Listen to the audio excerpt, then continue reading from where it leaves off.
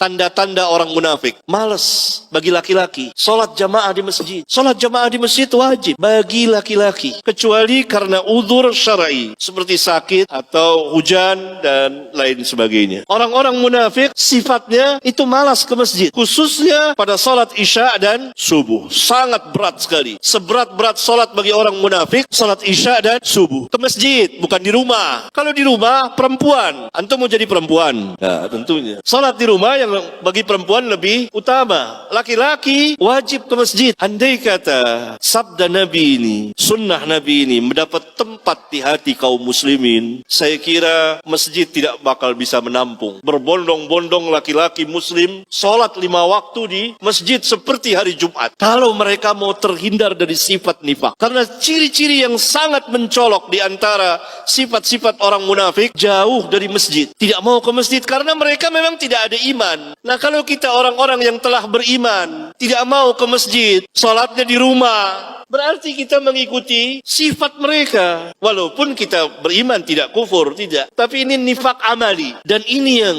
penyakit ini yang banyak, ya ini terjangkit kaum muslimin penyakit ini. Mereka sholat di rumah-rumah. Laki-laki sholat di rumah. Malu. Malu nggak? Malu nggak? Malu. Al-haya'u minal iman. Malu itu sebagian dari iman. Masa kita laki-laki sholat di rumah sama perempuan-perempuan? Malu. Laki-laki itu disifatkan dengan gagah, dengan berani melangkahkan kakinya ke masjid, sholat berjamaah di masjid. Kalau sunnah ini satu saja mendapat tempat di hati kaum muslimin, Allah akan muliakan mereka, tinggilah mereka, rendahlah orang-orang kafirin. Sekarang masjid subuh berapa saf?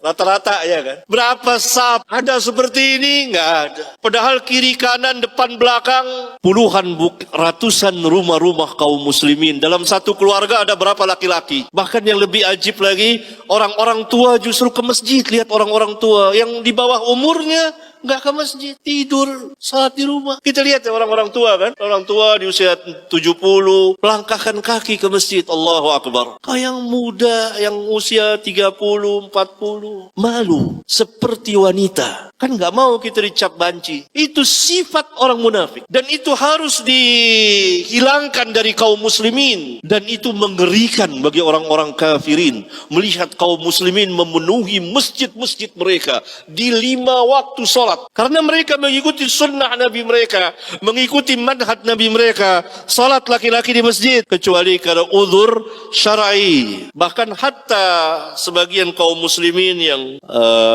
sakit masing berusaha walaupun mereka dapat uzur, masing berusaha ke masjid untuk salat di masjid. Cinta kepada masjid, cinta kepada masjid. Allahu Akbar. Ini sunnah yang azimah, syiar Islam yang besar. Laki-laki kaum muslimin salat di masjid.